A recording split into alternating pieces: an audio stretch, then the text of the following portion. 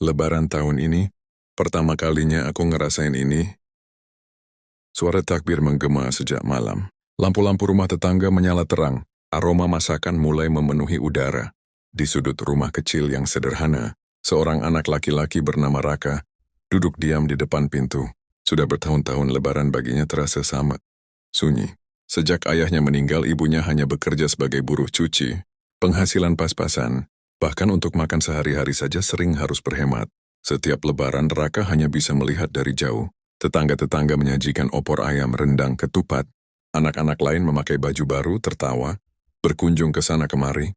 Sedangkan Raka hanya punya satu baju lama yang dipakai berulang setiap tahun. Bu, tahun ini kita makan opor ayam nggak? Tanya Raka suatu hari dengan suara pelan. Ibunya hanya tersenyum tipis. Insya Allah ya, Nah. Tapi Raka tahu itu bukan janji. Itu harapan yang sulit diwujudkan. Tahun ini berbeda. Beberapa hari sebelum Lebaran, ibunya terlihat lebih sibuk dari biasanya. Pulang lebih malam, wajahnya lelah. Tapi ada sesuatu yang berbeda di matanya. Malam takbiran tiba.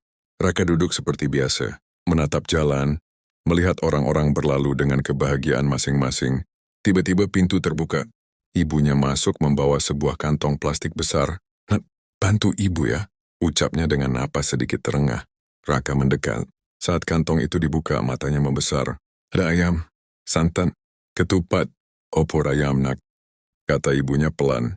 Raka terdiam, tenggorokannya tercekat. Ibu, ini buat kita? Ibunya mengangguk sambil tersenyum. Meski matanya mulai berkaca-kaca, ibu nabung sedikit demi sedikit. Dari tahun kemarin, air mata Raka jatuh tanpa bisa ditahan. Malam itu untuk pertama kalinya dalam hidupnya, ia mencium aroma opor ayam dari dapurnya sendiri. Keesokan paginya setelah sholat Id, mereka duduk berdua di lantai. Di depan hidangan sederhana itu, tidak ada meja mewah. Tidak ada banyak lauk, hanya opor ayam, ketupat, dan dua orang yang saling mencintai. Raka mengambil suapan pertama. Rasanya hangat, bukan hanya di lidah, tapi sampai ke hati. Ibu, enak banget, ucapnya sambil menangis. Ibunya tersenyum lalu mengusap kepala Raka. Maaf ya, Nak. Baru sekarang ibu bisa. Raka langsung memeluk ibunya erat.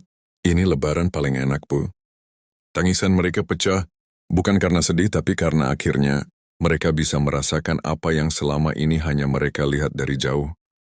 Kadang, kebahagiaan itu bukan tentang seberapa mewah yang kita punya, tapi tentang penantian panjang yang akhirnya terbayar dengan satu momen sederhana. Dan bagi Raka, sepiring opor ayam di hari Lebaran adalah kebahagiaan terbesar dalam hidupnya.